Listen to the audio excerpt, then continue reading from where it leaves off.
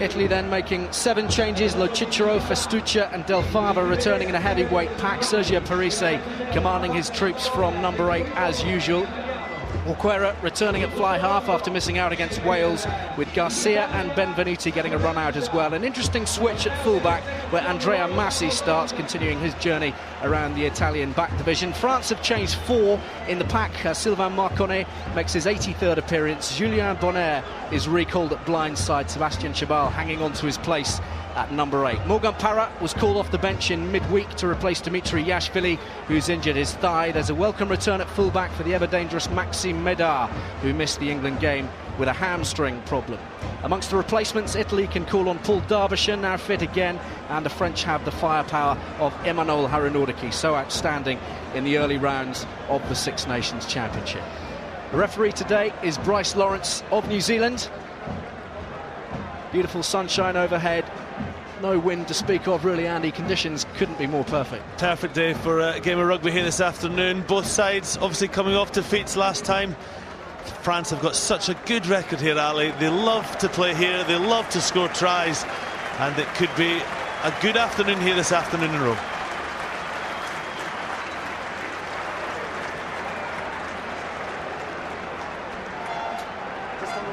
Luciano Oquera ready to get us underway. Playing his rugby in France, as so many of this Italian side do. 8 of them in all.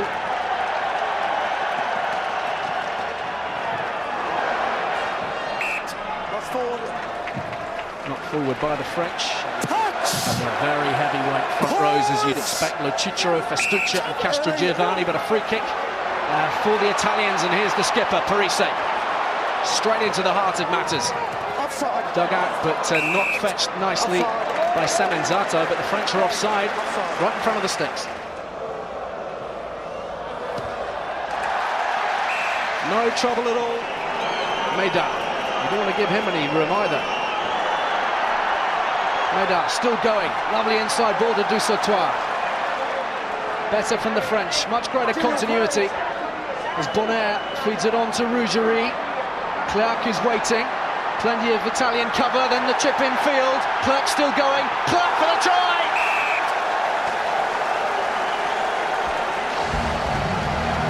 Fantastic finish by Vincent Clark. Fantastic finish. I just mentioned earlier about mismatches. We just saw the end of it there. So much broken field play there by France. Lots of things, but that was Rougerie giving it to Vincent Clark. It was in a foot race between him and Canale, and he went in for the try. We just see a nice chip here by Clark. He knew he had the pace in Canale, and the ball bounced up lovely. There it was, nice touchdown, and a try there by France. Touch, pause, engage.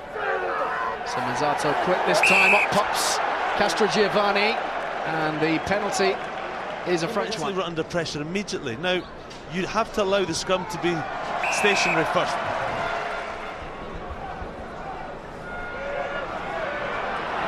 Little injection of pace here from Canale. Canale's going strong. They have the advantage here, the Italians. They will have the penalty. Castrogiovanni pops it out for Oquera. This is looking promising. Oh, the interception again. Trambuc waiting for it. And they'll come back for what should be 3 straightforward points. 2 from 2 for Mirko Bergamasco. And 2 points the difference. Trambuc to Josian, to Rougerie. Out to Bonner, who opts for the boot. This is going to be an interesting chase with Semenzato back there, Rougerie on top of him. They defended very well. Both kick-throughs they've defended very well, Italy. Oquera's in there at scrum half, and this is Parise. Castrogiovanni overrunning things a little.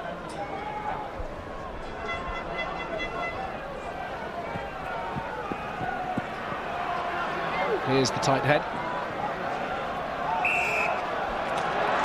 Penalty, France.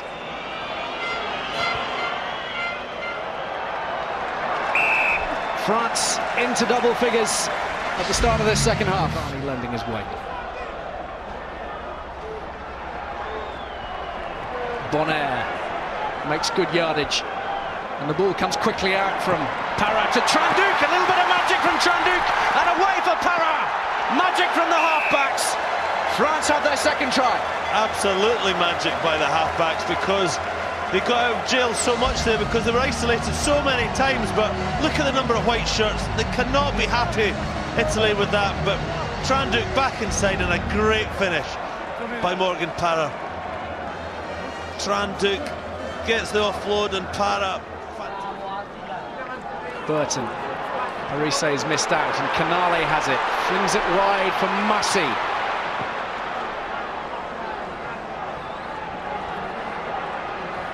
Parise wrapped up by Aranordiki.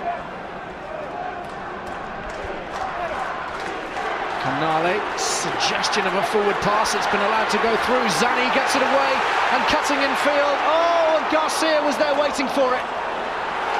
Here they come though, and they have it through Andrea Massi.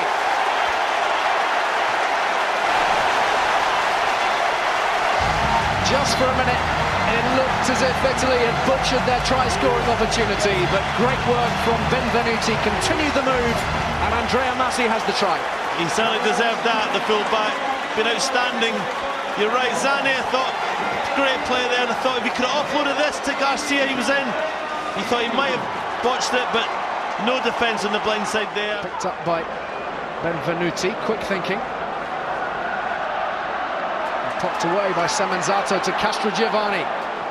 Again breaking the gain line. Burton with the French offside. Italy will have the penalty. Semenzato digging. There's the whistle.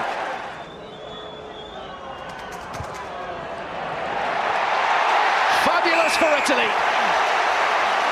Absolutely essential, you feel, if they're to go on and complete the job.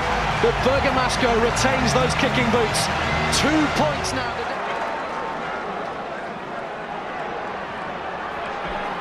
Garcia tries to slip through. Picked up one-handed by Castrogiovanni. Penalty to the French. Holding on. Castrogiovanni penalised for failing to release the ball. And it's got the distance, and it's over. That is a terrific kick from Morgan Parra. Given all the din that was going on around him, the noise of the crowd, the tannoy seemed a little harsh to have the tannoy going when a man is concentrating that hard. Off. Penalty, Italy. Off. We've seen the influence of the two captains for their respective countries in the last few minutes there. Parisi offload, look at that offload, fantastic to keep the play going. Bergamasco takes her into contact. Look at that, good. You've got to do it. He has to try. He was going to get isolated if he'd just gone to ground, and then France don't roll away, and yet again it comes down to the goal kicking. Look at that number of penalties: 7 conceded by Italy, 9 by France.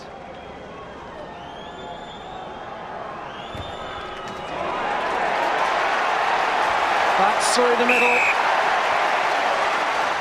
Big hits coming in from the French. Burton has seen some space. That's a very useful kick from Chris Burton. And not a whole lot that Uge can do.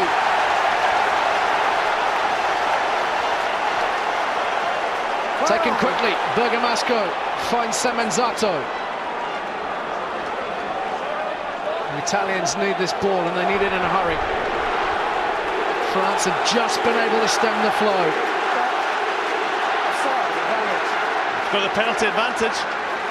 The arm is outstretched.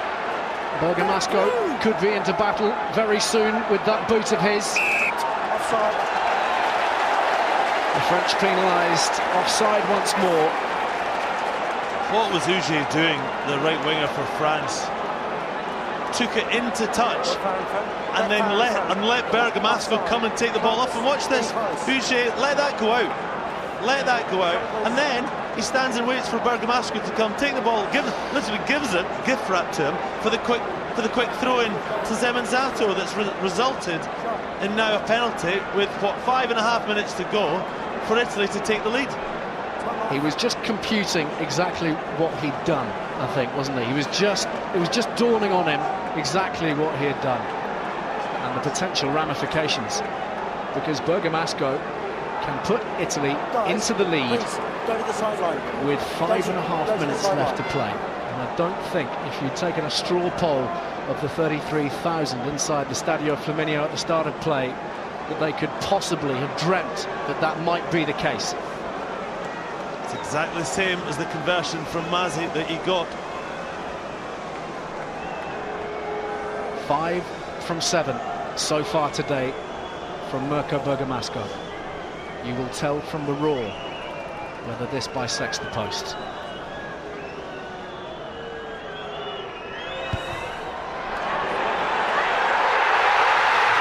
Oh, yes it is!